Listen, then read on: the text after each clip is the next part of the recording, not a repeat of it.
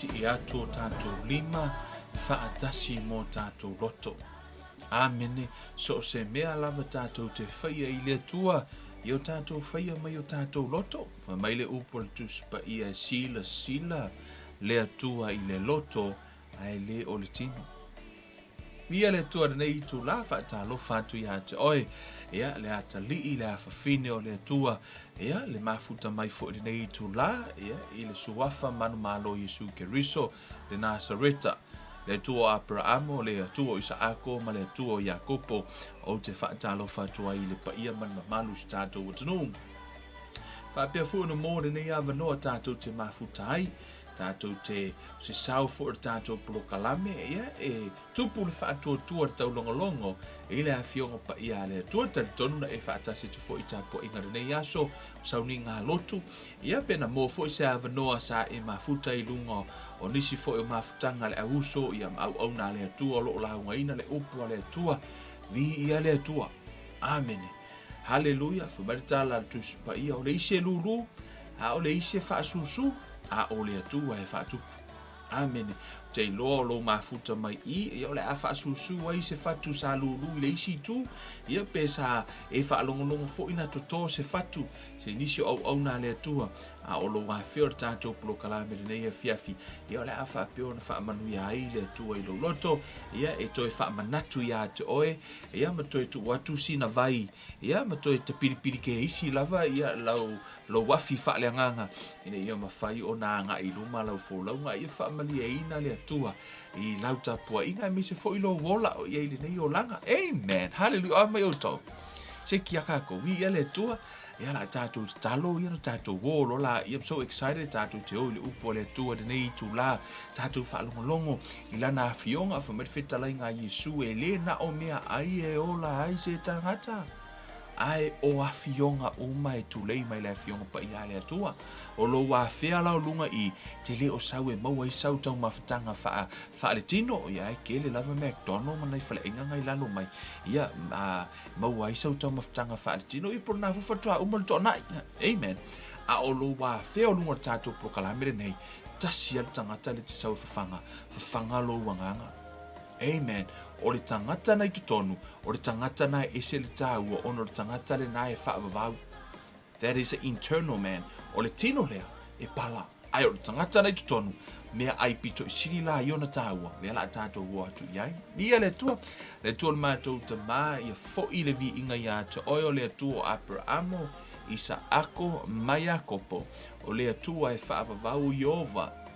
Yesu Keriso le pa io Israelu o mātou atu I o luma loa nganga pa ia aua ne I loa se tangata aua ne I loa se poto se isi tama a ia whaalia le mana o la o fio I lau upu o oe nganga pa ia o oe o le moli mau a o tala noa I lau upu wha mautu lau upu ma e moli mau I loto lau whanau e whalongolongo ia wha peono la tau langona le mana o la o fio fa fo I le vi inga ia te oilo mātou tua te talo ia te oe se isi ua vai ia wha malosia se isi o mai ia wha fo isia lona malosi se isi ua tau wau ina aru ese lona oli ia toe whawhanga lona oli tama se isi fo ua iti lona wha atua ia wha atele lona wha atua ma wha atele ina lona ngā wai ia te oe se isi fo I ua fo vale ia wha peona fo ia fo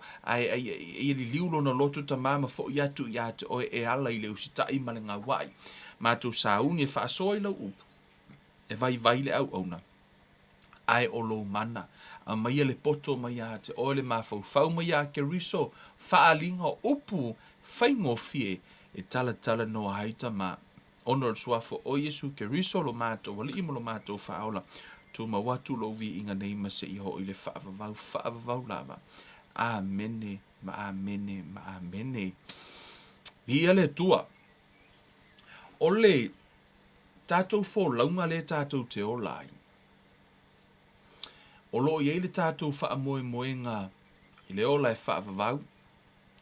O mea uma fo I tātou te whaia. Le tātou te whaia le tino le nei. E iai le aso e whaamasino ina ai e le atua. e iai le aso e whaailoa ai e le atua loto ma le mafuaanga ma le anganga na e whai ai mea uma. Ma tala tuspa ia o upu tātou te tau te tala ai, ea whaamasino ina hai tātou, fo mai o ngā luenga o tātou, whaamasino ina hai fo i tātou, fo mai fo te tala ala fo tuspa ia, e le aise mea lilo e le nātia. Fa me le aise mea lilo e nātia e whaailoa uma, mea lilo uma o a lava lani mea tātou te whaia. Aua na ingalo ia te oi, e iai le aso, e te tua i luma o le atua. Ia ona whaailoa lo la i o mea uma. Amen. Vava aile, soifuanga ma le taamilonga o le lalolangi, ia ai meise fo i, o le va aile, le lalolangi le tātou te iai. Te manao ia te oele te mai moa i e loa. O le upatus pa ia fa mai tātou te i le lalolangi. Ai le so le lalolangi i tātou. Fa mai Yesu, na sau Yesu e au mai le malo o le atua. O le malo le o le atua, o le malo e whaavavau. E lua la i tu ai ngā malo i e tano e le tuspa ia. Fa mai o le malo le pongisa. Lea ua umona whaatau wina mai ai i tātou e Yesu, ua whaatau e se mai tātou mai lalo le pūlenga le ti Apollo. Ua whaatau e se ina mai i tātou mai i le fili, ma le malo si anga o le ti Apollo. O lea la ua avea nei Yesu mo tātou wa lii mo tātou whaola, tātou te le o toi atua pe tātou te tamai le ti Apollo, pe na iai o tātou umana avea ti Apollo mo tātou tamai, yes. Tātou whananau mai, i le o tātou na whananau mai, ua tātou wola whaaleanganga, na tātou whananau mai, o lai tātou te oti whaaleanganga, o lana tātou whananau i le mālo o le pongisa. Ai ua uma o na whaatauina mai i tātou i le toto Yesu, e ala i lo talia ina, o Yesu ke riso e vea mali i mawhaola, wa e talia ina ai le totongi o le whaasalanga po le whaamasinonga le atua. O lea lai whai meile tuspa ia ua lea i se whaasala o ye o ai fo ila tau ia ke riso. There's no condemnation in those in Christ. Amen. Ai o te fia tala noa la, e fia whaamanatu pe ia te oi. Ono le tātou au nanga i lea tua, e iei le mea e tā ua i lea tua. Te le nisi o mata upu matango fia na tātou tala noa hai, tau mawhai lava, o le anganga o le tātou pulokalame ma au nā le atua o lo launga ina le upu o le atua. Ie se rua mafutanga ma le atua, o nei, o le a au le tala noa ia au ia i le poto ma le system ma le lalolangi, lo soifua ma lo wola wha le lalolangi le nei.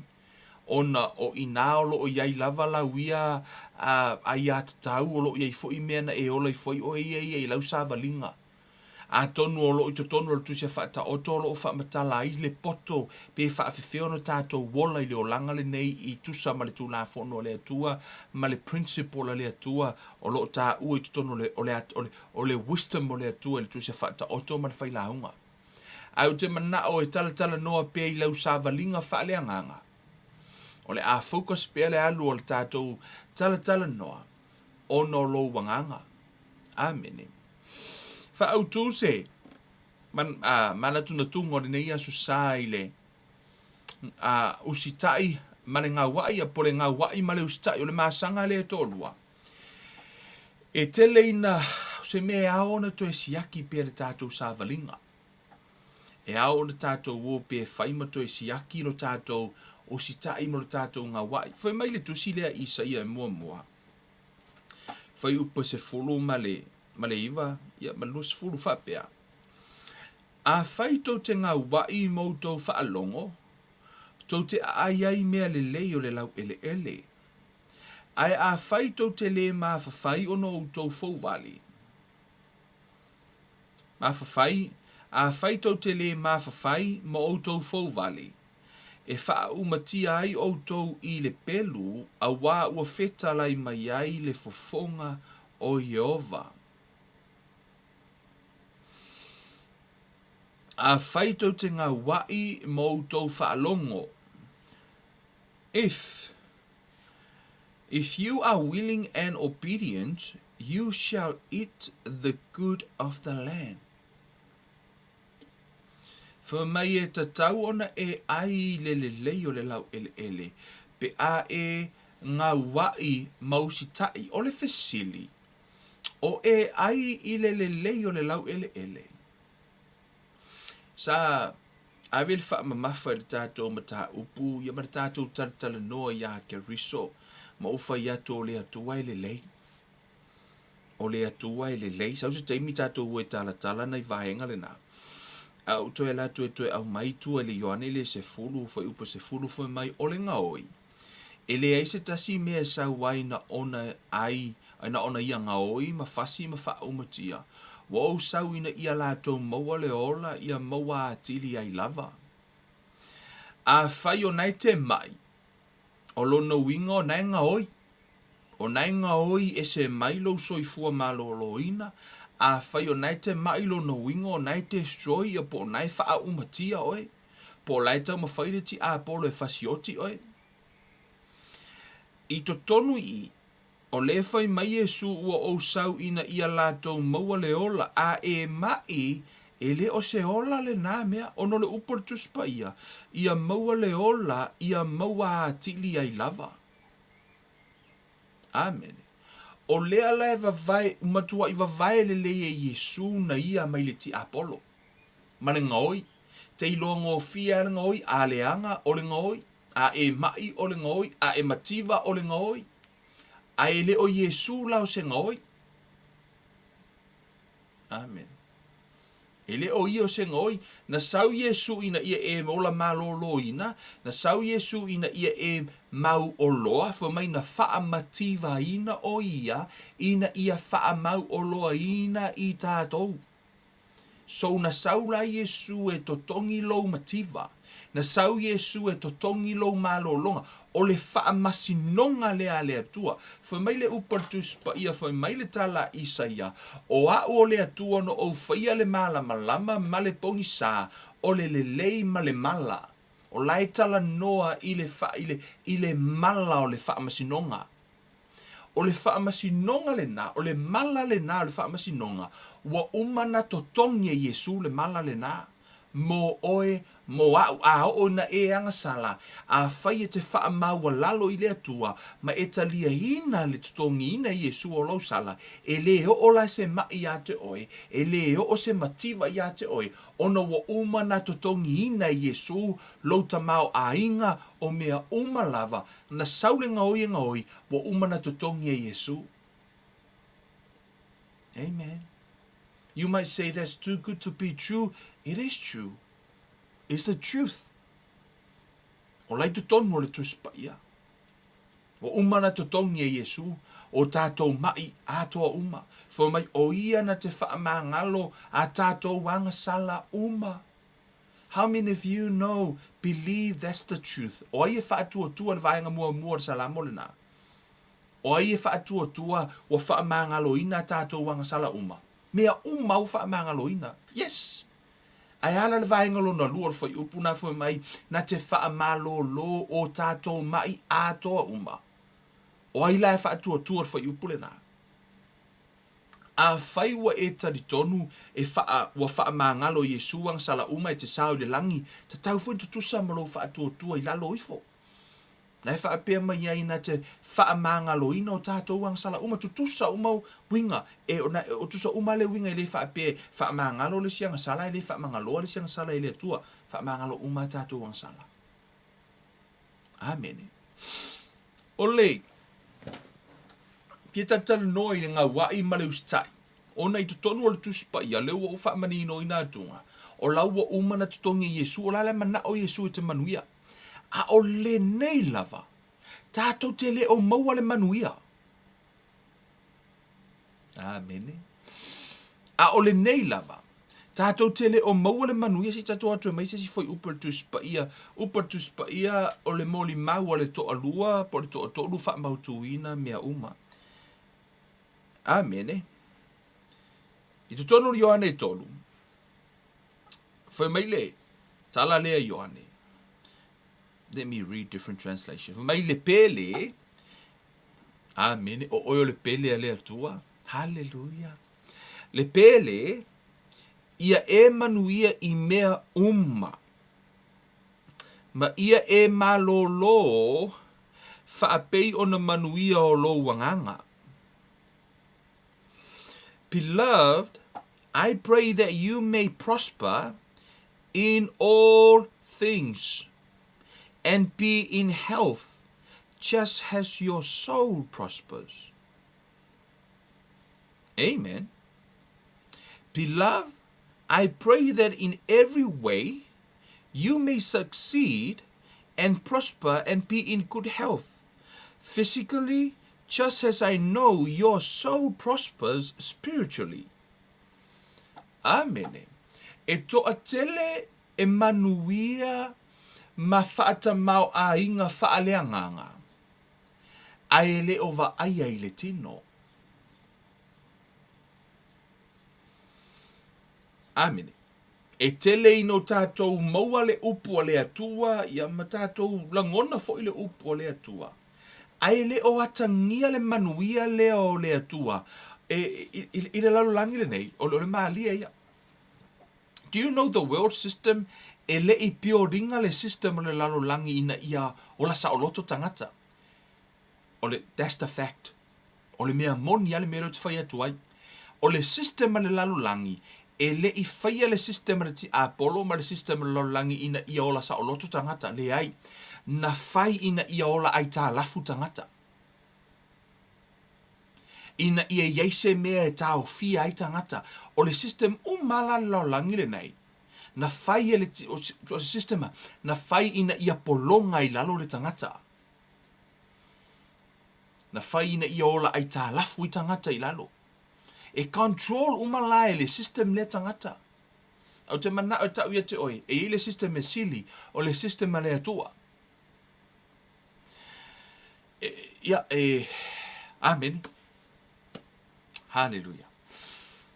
For maile upua tala tuspa ia. Beloved, I pray that in every way you may succeed and prosper and be in good health, physically, just as I know your soul prospers spiritually. E lua la vaenga te tau ona tau I, mea mua o le tui le anganga ma le tui le tino, ona o le a lava le mea, o lo o tupu ia te oe I le tino. Amene. O le a lava fo mea umai e tupu I le tino le nei. It's a result o mea lai tupu I le anganga. Afai o nai te mai I le tino. Ele o maua so wha malo longa. Si yaki le mea nai te tali tonu I ai. Si yaki po o healthy le mea ai wha le anganga nai te ai ai. Si yaki lo tali tonunga ma lo wha atua tuanga I le atua. Ono le fina ngalo o le atua. Ia e malolo. Ia malolo lo tino. E pei ona malolo lo wanganga. Ia manuia lo tino. Pei ona manuia o lo wanganga. Lona winga. Afai o lai manuia lo wanganga. Te tauna reflect mai lai lo tino. Te tauna reflect mai le afoi. Le oli o le atua malea. Soifua malolo ina o lo wanganga. Te tau foi lana soifua malolo ina I lo tino. Amen. E toa telefoi. E mamai whale anganga. E le mai whale tino. Lai mamai whale anganga. Ia, whata ita ingo tātou tino. Afai e tātou te le look after ingo tātou tino nei. I mea ai tātou te ai. Ia, ma tātou woe, exercise o tātou tino. Ma tātou woe ngā lue ina tātou tino ia. Ia maua se tino malolo ina. E ono tupu, e ono moa tātou le wha mai ma tātou ma mai. Aise ha, mafua mai ona, e mafua na tātou ma mai o mea aila tātou te ai. O le koko maualunga, o le suka, o ngase na, e mafua mai tau maftanga wha ale tino. I le anganga foi, e toa tele foi tangata, e mafua ona wha maualulunga, e mafua fo'i ona mamai, ona o lelei malama ia po o mea ai faaleanganga la latou te ai, e latou te le ai ni mea ai soifua maloloina faaleanganga. E le o fe'au uma e aoga mo oe. E le o launga uma fo'i e aoga mo oe. Ia, e le aoga uma ni launga ia te oe, e iai mea aoga i lou agaga, e iai mea e oti ai oe, e oti faaleanganga ai oe. Amen. O le afionga pa ia le atua, for mai the letter kills. Ia, ina ua saule ti Apollo. Na sau for ti Apollo, quote tu spa ia. Right? Sau for ti Apollo ia, quote tu spa ia. Ele i fa pea lana encourage a Yesu, ia pena fa malosi a Yesu le ai. O la fo ina saule ti Apollo, e fa o ngale upo le atua, e fa le au nga hina ele vala awinga o le atua i le olanga o isi. I le olanga o tato o li imo le tato fa ola. Aina fa ato i lalo Yesu. E ta wala, le mea ai fa le anganga na te ai ai. O a mea na te fa alongolongo ai. O e fa alongolongo e le alu lungo ngu mela o le keisa le, ale ko viki. Ma e va ai le alu lungo o kau o le pengisingi. Ma ua eva ai le alu lunga o mea kupu le olanga le ngei o inganga is that a source of information o loo fafanga ina lo wanganga. Tupu ai le fefe to tonu ia te oi. Po o e whaalongo longo i le upu a le atua e tupu ai lo whaatuatua. Amen. Ua tā ua le taimile nei. Lo fo i le upu a le atua. Whaalongolongo, nei vai aso, whaalongolongo i le whaasoa anisi o au na le atua. Nātou whaasoa fo i malatou tatanoa ia. Ia, la alusa o le manatu ia i le vavaina o tātou tangata o le malo le atua, male lalolangi. I le teimile nei, ia to tele nisi o au na foi ia po nisi foi o le au fainga luenga. Ua la tou tutu malo se una ia le tui. Which is like, yeah, I have nothing against that. O le mele o te tau mawhai e lo le fiafile nei. E lua mea e tutono lo langi nei, o le malo le atua, ma le malo le ti Apollo. Da tō fia la tātou au na le atua. E u na il whaatua. Yes. O tātou na wala awina e le atua to preach faith. Whaatua i le upua le atua. E iei fo i le laulangi, e iei fo i ona ia tangata. O la iele lātou fo i mata upu na o lātou e preach. E o e la unga le tui. Ma o e whai le tui e tangata. Ia tātou i loa. Po o le ale mea na wala awina i tātou e le atua. Pe tātou te oe, tu o le tātou maa lo le atua to preach about faith. Ai o preach le si message le i. E ala no tala no le vaenga lea. Te le o ni fe au no o whaalongolongo le vai aso le nei. E pei wa au mai le tala fefe. This is from man of God. Wa au mai le tala e whaapea, a le whai o lo tui wewa ai le alu lungo, o le mele o la langi, o le mele le la kupu, ua whaavai vai a loto tangata. What about God? Ona au mai lo la i o le atua, o le fina ngalo le o le oif o le atua, where, o fei to tonu le tuspa ia. Whaatua i le tui, pe whaatua i le atua. Nei o te leo whai atu wha peleanga le tui. No, o le wingo la utala leo tautano tuai. Tātou message, le tātou whi au. E toa se furu tangata no e spaile lan, to e fōi mai, nare toa lua no mai whai mai, tātou te mawhaia. That's the preaching of faith. Tutu i le whaatua i le upua le atua. Ai au le whaafewhea tangata, ingo mela ma mela e o ilunga. We are not walk by sight, we walk by faith. I don't care about the numbers. Awe te papole fua. Le se mea, don't look at the situation. Koi pea a alua I lunga I alungu mela o kangaka o lai feoki. Ala koi lunga makoko mau lunga o tangata o lai o laulangi. E le se mea la mingo I fua I lunga lo wia koko. O le tangata o lea tua, la unga pere wha tua ia. Wai, tu sore tātou wā lea wala awina. Amen. E iai la manuia o lea tua, o leiti tonu tu spaia, ua maku wa isa pasui uma le alu o mea I le neiva I tau. I'm not here to preach something e te fia iai. Ona o te le popole pe te fia iai. Ai o te nau I soifua maloloina lo wanganga, na o le upu a lea tua. Pau a leo le information, e tā ua mo oe. O a uma isi information e te whaalongo ai, let me put it this way, they are all rubbish. Ia, ai o le tātou wola I leo langa le nei. Le lava la unga atu, have faith in God, have faith in His word.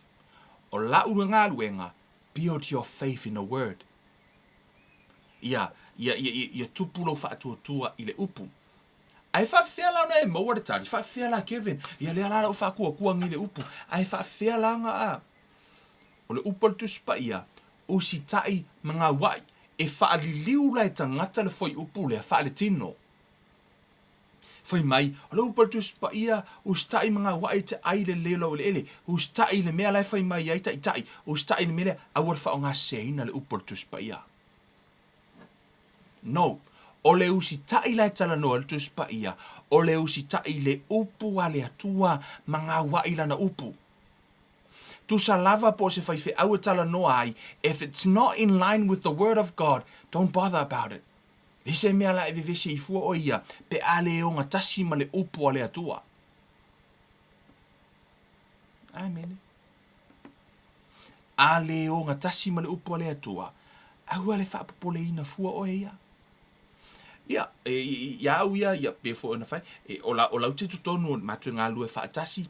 O la lava lai. Ia tangata ia na tō fia I la tō le la tō wipu. O la tō na tō fia e o e whai tui. La mo kua I kūlei e la kou. A o mai e ke au le hai. E le o hao se kūlei kui. Ne hai o hao kūlei faith. Ia, mai, I don't want to talk about those kui. Pa wana me whikalunga au ia. O le upu le atua. Whaakua pēi o la upo le atua. A ua le whailau kui vi ia lele I alu whailau kui. Ai o ke le preachinga. O I tau mua mani melo tau tanoa tuai. O te le la unga ina.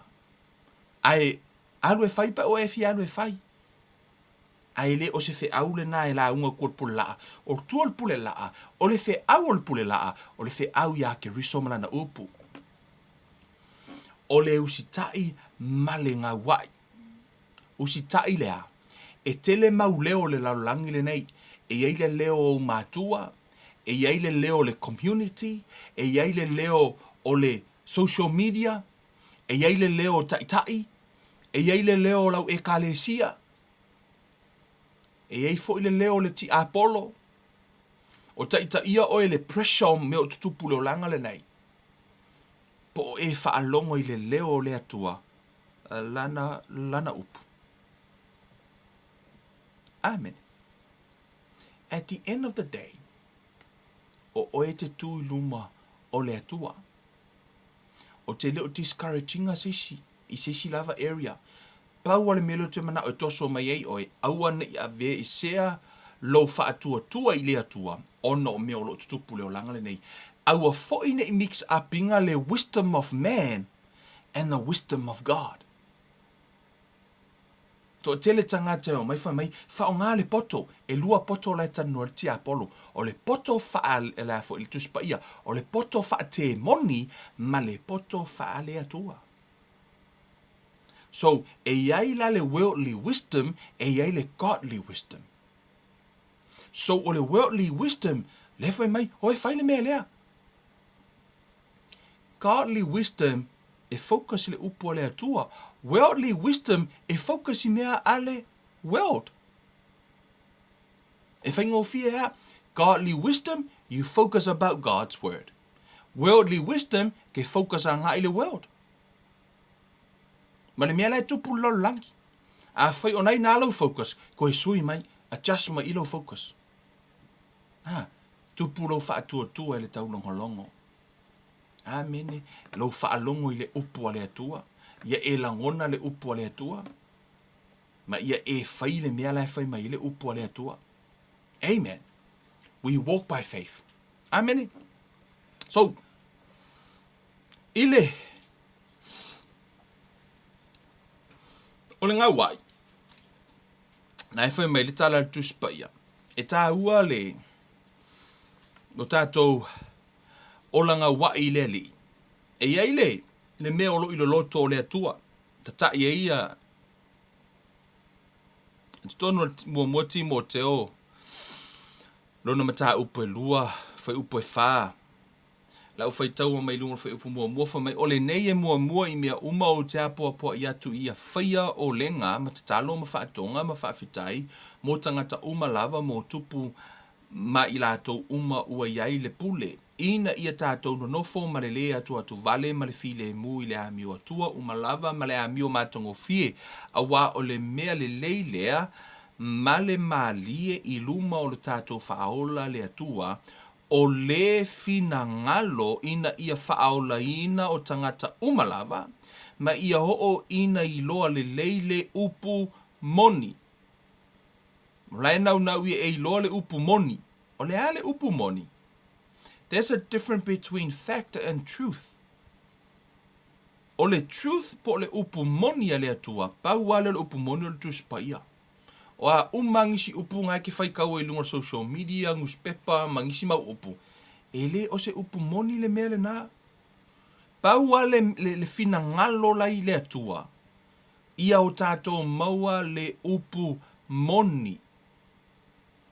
O le upu moni, a wai to atasi le atua, e to atasi fo i le puruvanga i le atua ma tangata, o le tangata o keriso Yesu lea. The whole scriptures is focused about Jesus. And that's my message. O le upu le nā o le fia tara noa atuai. Sui lau vaai a Yesu, aua te vaai le matangi pe o Peteru, ai vaai i a Yesu. To e sui lau vaai te minei. Ia e vaai le fina ngalo o le atua po le mea lai le loto o le atua. Fai mai who desires all people to be saved. This is God's desire. Ina ia lavia ia i tātou. Ina i o tātou i loa le upu moni. The knowledge of truth. Amen. The knowledge of truth, which is the scriptures. Amen. I to tonu o le lua Peteru. Alona mata upu e toru, fai upu eiva. Let's pick up from verse 8. For mai, ai aua ne i lilo ia te outou le au pele, le nei mea e tasi, e tusa i lumo le li le aso e tasi, ma tausanga e afe, o le afe foi o tausanga, e tusa ma le aso e tasi. E le faatuai mai le alii i le mea na fola ina mai. Faapei o le manatu a isi tangata i le faatuai, ai pei tai ua ono sai mai lava o ia i tātou, ona ua le fina ngalo ia whano se tasi, a ia o uma lava i le salamo, o le fina ngalo o le atua. He's willing. O la lava ono sai le atua, he's willing. Let's read the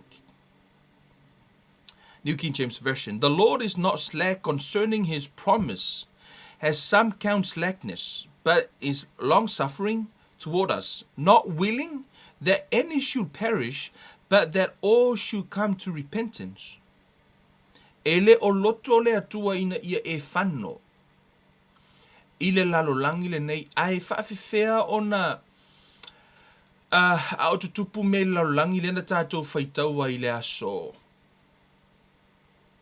Le tusia Ioane le whai mai le tala le tuspa ia ua umana whai mai le atua. E le pai le o le anga i le tangata o le atua. E maafua ona pai mai le o le anga i tangata o le atua. Ona e le o launga ina ia le whaatua i le atua malana upu. E le o una ia tangata e whaalango ma whaamoe i le atua. O te iloa ana una i tangata i lo lātou whaatua i le atua o le ngā luenga lea le e ka le sia ia whaamalosia le tino o ke riso e whaatua i lo lātou atua, aua le whaatua i me o tutupu le o langa le nei, peitai, e le o avea se whaamamafa le e ka le sia e le upua le atua. Le mea lai le loto a le atua. Le mea lai lo na finangalo. Amene. O le alava e mawhai o nā. Te ue whaapio nei te ustai. Pe Kevin o leo ke uskai i tai. Leo ke uskai ia pai ma la whai. O leo te uskai i whaatonunga na au mai. Amene. Kei loa. Whamaritala tuspa ia. Au e te whewhe i le tangata e whasioti le tino. A ia e whewhe i le whasioti le tino ma le anganga. Whamai au te whewhe i le whasioti le tino, a ia e whewhe i le whasioti le tino ma le anganga. Tā ua ia, o lou whewhe ma e matau i le upua le atua, na i lou whewhe i se kangaka ola i lalo laringei. E sili atu na tā ua lou matau ia Jehova malana upu. Na i lo le whaafewhenga o e sesi, a lokai fo i o le a o lai ke whewhe i le atua. E inisio tangata fo i lele, lai fo i mai ia, e le o se wisdom ngā me o mai funga, au le mix upinga le wisdom le atua ma le. E iai le teimi e whete e na, iai le mālo le atua ma le mālo le lalolangi le nei, o le whesili o whea e te tūwai. E te tū i le upua le atua, tau te loa le o tato atu tasi e tua le tusi le a Ioane. Te mana ia te oe whai loa le, po o aile ngā oi le tano le whai upu le. Whamaritala le tuspa ia, whamaritala Jesu, o le ngā oi, e le aise mea tasi, e sauai, na ona ia ngā oi ma fasi ma wha umatia, o sau ina ia lātou maua le ola, ia maua atiri ai lava. O aile ngā oilea. O te iloa nai te whaapea mai o le ti Apollo, nai te whaapea mai o Satani, nai te whaapea mai e sao, aile o atolo na sao ina. Ona o le ngā oilea, lai tā ua whai upo e vanu. O le ngā oi, whai mai, o i lato umau e na mua ia te au, o ngā oi i lato ma whao mea, ai le i whaalongo mā moe ia te i lato, o lai tala noa i au nā le atua. E lau tu e whai atu.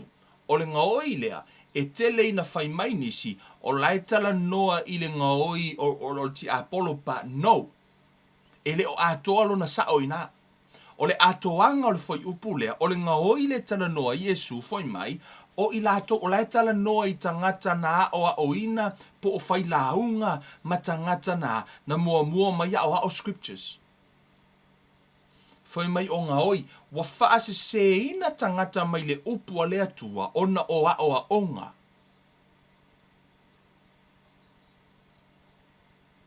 Ona o a onga. O ngā oi la lai tala noa el tuspa ia, o whai whe au, o whai launga, ma le au wharasai o kangaka i e launga ina, e le o ngā tusa, ma le fina ngalo le atua, o ngā oina.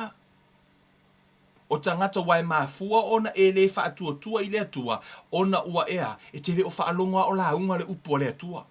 E sia le mea lai launga mai le poto lo langi. Lai launga mai le mea lea. O ngā oi la le tano le tuspa i le context o le tusi. Lai ui lai whaonga me le ti Apollo. O le ngā oi, o lai tala noa i tangata o lai launga ina le upu mea na mai Yesu, o i lato umo e na mua ia te au, o ngā oi i lato mawhao mea, ai le i whaalongo maa mo i o lato a, ia te i lato which mean o lana o mai a o ao tangata, lana o mai tau tangata le mea lea, a whai mai, o ao maa mo e le i whaalongo i ai, a whaalongo aku le maa mo i leo le e sia lea leo, e pei e le whaakua le leo leo, e pei e whewhe le leo le whaamai, E pe e se le leo lea, e le kusa leo le ma leo o Yesu. E le kusa le leo le ma leo le leo ma mo lelei. E le kusa le leo ke whaalongo kwa I, ma le leo le whaatua I le upu le atua. Ai ko akele la, o ma moe la Yesu, la tau te la ngona le upu a Yesu, me whaakasi le whaalongo mai, e le se faith la me preach me laka ngaka. It's fear. O le fefe la unga me tangata la, a olo umatai, o le whaatua, ese a leo ia. A whaalongo la iei le ma moe a Yesu, tasi le whaalongo a ma moe a Yesu, I leo ia. I tangata ia. Le ngau I le na mua, foi mai ele ai e se ala le ele o sa leo ele o sa ta ile la e se la leo ai a fa longo la leo ma mo I le fa tua le ma mo e Yesu fa longo le fa fa longo le upo le tua fa longo usta ile upo le tua kasi ala fa longo ma Yesu wa ma mo la tu te lo u leo e loa o e afu e ma moi a fai te le o lo le leo Yesu ma le senga le leo Yesu si yaki po ai ngai ke mulumuli ai ono le ma moi Yesu so se taimi e fa longo ai e fua uma mea uma I lungo le fionga le tua if it's not in line with the word of God e le mulimuli le ma moi ai a Yesu ai sea ona e loa le ma moi Yesu le leo lona matai e usitai ai e ngā wai ai Amen. E kako ke ola la leo langa le ngai. Le kako ke ola manguia mo ia. A e usta I le tua. Ki ufa pia ia la ale kupol me le hai. Fa salo tatio. E te manuia. Ona I le fa moe le manuia o le tangata o le tua I le manuia o le laulangi le nei. E fa moe lo manuia I lo usita I le tua malan upu. A e ngā wai le tua ma e usita I e fai le mea lana fai mai le tua. E te manuia. Ona e le fa moe lo manuia I lo ngā ruenga, ma le fa moe so manuia se simia, fa moe lo manuia I lo usitai, ma lo ngā wai le tua malana upu. Fea tu e tele leo ese, a ia e loa le leo, o le a lava se leo e te iloa, e leo ngā tusa. Anyway, e te whaalongo ai e preach le faith, o inana te whaalongo ai, o le leo Yesu. La pe afa ye preach le fa tua le upu. So se mea te whaalongo ai o preach le mea ta o le fia. Ma le fefe. Ele o se leo la le na o Yesu. O no le fe awa ai o le malo le atua o le faith. Yes, o le faith. O la ai ai fui tangata ai. E tatu te o whaatasi ala whaapea. Ai aua le mix apinga le fe awa le malo le atua. Aua le ngingia whaatasi ma le fe aua le laulangi. Ma le message ma le laulangi. Ia, ki uko whaapea. O whai a koe. E aua le, hei, oe whai po le alava le mea o whai atu I le atua ia te outou le taita inga le anganga o le atua. Whai le mea o whai atu I le atua ia te outou. But that's not the message of Jesus. E le o se fe aua Yesu le na fe au. O le fe aua ia Yesu. Whaatua tua ia te ia ma le mana o lana upu. Amen. Ia e whaatua ia te ia ma le mana o lana upu. E te le taimi tātou te. O mea uma tātou te whaia I le atua. A tonu e te whaatua. A whamatala tuspa ia ua talia e le atua. A pelu malana taulanga. Ua ia le talia ina kaino malana taulanga. E mua sila le atua le tangata whatu awa aia I le mea le alua tumaia. E o fo I lo ustai o ngā wai, everything e te whaia I le atua te whaia I lo roto. A whaia te tū I le upo le atua e te le o whaia le whaatua, na te whai na ona, na te whai lunga o le tesi winga, le tala whenga, I wai e tangata whai e a foi, e elto inga nā tura na. Whai mea whaatua I le atua, ai le ustai le upo le atua. Ona maila ia, ai ka uvalea kwa I le atua. Ia pa ma foi ma faina toi foi lele foi mai wa ole nei ma tupu foi lele ele o sa ole fa nga ina ona ele o nga wa ile loto o laina ala no na fai o nisi winga ese ku so lona fa tau te ai tango e o mele upole to which is the o mele tupu lo langa nei e tanga to lai fa tau te I se mea lai fai na tango fila ia au mele upole tua ele o fa tua ai nga au mai lume e la lafi tua. That's not faith. E leo se whaatua ngā mea, leo le mea ngā ka or whai konga whiki, we au mea le upo le atua e ke lafi e kua. E lea, e le whaapeo le a le whaalea o ngā ina ai. Le genuine faith po o le whaatua moni e le upo le atua. Le whaatua sa oila na upu o lana puipuinga ma lana whaamalolonga. O le whi aule na mai Yesu, o maa moe la tu te lolo leo. Amen. La tu te lolo leo. E muli mai fo i maa moe, e maa muli ala maa moe Yesu ya Yesu. Il tatou so i fuanga le nei. O mana tua ai le tala a Yesu na whai a Peteru. Fa mai le tala a Yesu ya Peteru. Sau yo tua a Satani, sau yo tua na o mea tangata e te loto i ai. Au mea ki le lokoa o i mea le atua. Toi siaki po where me leo o tātou loto. O tātou ngā wai i le atua, malana upu, o tātou loto e i le atua. Amen. Po o le a tātou te loto i mea o tātou ainga, mea o tutupu, mo le tātou. Toi wha sa o le mea tu e lu tātou focus. Focus i le atua malana upu. Lona nganga pa ia, tai mai a te tātou, whai loa mai a te tātou, o lautino, e le o oe ona. Yes.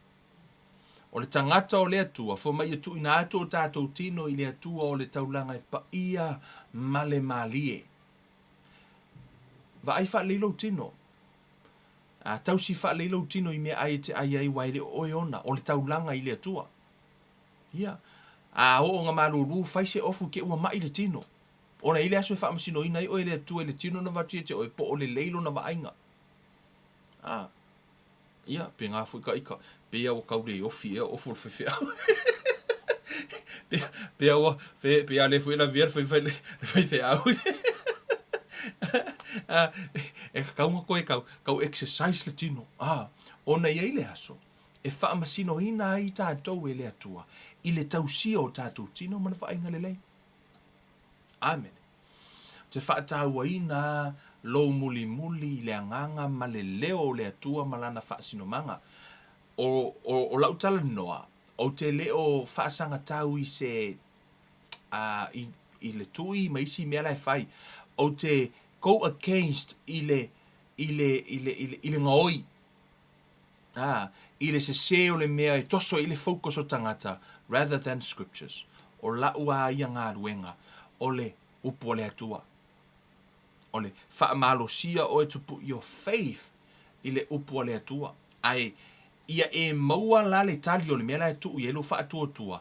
Le ngata o louva ai le upo le atua. E te usitai ai. Ala e ke ngā wai ai. Whawhenga whai ngā meo le usitai mana ngā wai. Se ke whai kau o kore kuspa ia. Alaua e ngau e ke kango e whai. Ke whaia molo loto atoa. E leo i se mea fōrele e ke kango e whai. Alai, se kuai anga umai se e haru. Ki mea fōrele se whaake alo le mea rea so ka haru e whai le mea lai loko iai. Lei e te nau, whai mua le mea lea ia le lei. Ona whato a whai e leo i si mea na. E le ise mea o a vanga ilo loto. O le mua le upo le atua ma le mea na whai atu. O le whaasino manga le atua i lo wolanga e tā ua. E tā ua. Ia e whaalongo po o ai le leo na te whaalongo ai. O se leo o Yesu, o tala noa mai Yesu e avelo whaatutua po e whaalongo ina se leo se ngaoi. O le fefe. O e whaalongo ina le fefe ma le leo le ngaoi. O lo tau mawhai e ngaoi e se lo tātou oli. E lua leo e te iloa ile leo, e tasia le leo le atua, pe Afai te whaalongo i o ngā tasi malana upo e tupu ai lo whaatuatua, o le isi leo. E tupu ai le fefe matala umale te whaalongo ai. E leo se leo le nao le leo mamoe le lei. Tonu te o whaapea mai nisi, ele nisi e whaapea mai Kevin. Ke kangola unganga ko i ngā kalangoi, ko i ngā la whaavaivai ka ngaka o le kaukuri aku le, ia, peo no whai atu. E o lo upo a Yesu, ia ngā o mea e loko, ngā o mea ka ngaka e loko i ka ngaka. o mea le atua, na o lana upua, o le upu le atua. Ia avea o se tangata e te ngā wa i le upu le atua, ma e Usitai i tangata le fie ia oe. Yes, I also le la vatu le warning, e tangata e le fie ia oe, e tangata la tau te le lango ina, se me te tūwai. Aua te follow the crowd. Ia, follow the word. Kusa pe popular, aua. Follow the word. Ia, e fo I teime tau te whaalongo ai le tele o nisi taimi. Even some e nisi o mea whaingata. And pēno whai atu ia te oi, at the end of the day, o le nau ta inga, ia e whaia mea tu sama le upua le atua, ma e ngā wai ai. Ona e mauala ia o a umalani manuia o tuspa ia. Fololanga ma polo misia le atua lai whai mai, tutono tuspa ia, o a wala I te mawai, ngā wai ai, ma e Usitai ai. Lua mea uma. Ole ngā wai, ma le Usitai. Se ki kākou. Na e halu ala ia. Alai te a. Ai le ole mea fo I lele te Usitai. Alai e sen me ilo roto. Whamanuia le atua I lau sāwalinga. Na ona toe whamanatu. Ole auna na ona toe whamanatu ia te oe. Ia le ainga pele ia ke riso. Ia e whaataua ina le upua le atua na ilo o manatu tangata. A ua whai atu lo le atua ia te oe whai le mea lea. Alu roa whai. Whai atu le atua te oe whai. Alu roa whai. Aua ne I una ia oe se si. Aua ne I whaavaleanga oe stangata e te punga I lalo male awala lau papa. Wai le aso na no whai e masa e no whai tala whaapea. E sili atu ia te au lo fili o hau I lo roto. Ma whaila o whai unga o te punga I lalo male awala lau papa. Na I lo o le whaavalea o hau e le stangata o te punga I lalo male awala lau papa. Ona foi e pei fo tūlanga lea e theo lolo pe a whai woloto al tangata I o lana whai unga na alu I se oli. Na I lo lea muli ta inga leska ngaka ai o I se oli. Ai lelei lava lo tu I le fina ngalo lea tu metala tus pa ia God honor those who honor him.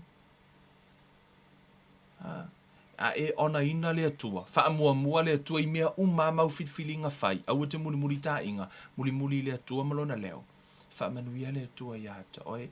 Le atua lo mātou ta mā. Tu watu I la ua fio lou a inga o lau whanau. Ta mā o te sitia ina atu I la tau I o numa.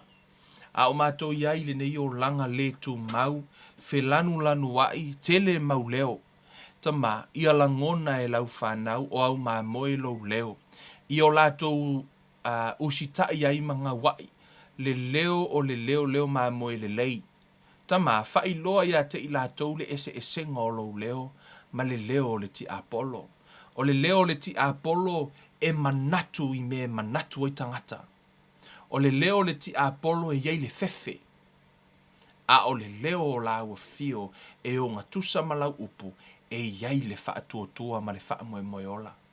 Ta mā whaamanuia I lau whanau, whaamanuia ia te I lātou e whaalongolongo mai I o lātou loa lau upu, ma whaatua I lau upu, o lo o iai le ola ma le manuia. Whaamanuia o I ta mā, le nei aso, mātou fuafuanga umo ono le suafo o Yesu Keriso, o ole mawala au tuai nei. Amene ma amene. Whaamanuia le atua ia te oi, na ono utoe whaamanatu le nei tu la, ia lau sāwalinga, au e te tu ua, ia le upua le atua, o le upu o lo iai le ola, o lo iai le whaamoe, o lo iai le taiala mo oe mo au.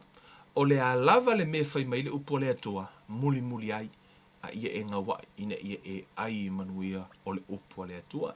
Whaamanuia le atua I lau sāwalinga tātou whailoa ai, I le aso lua, I le tātou Bible study, ma te nei, Kevin Ruiva nei alofa tele mo outou, whaasoi fuaia.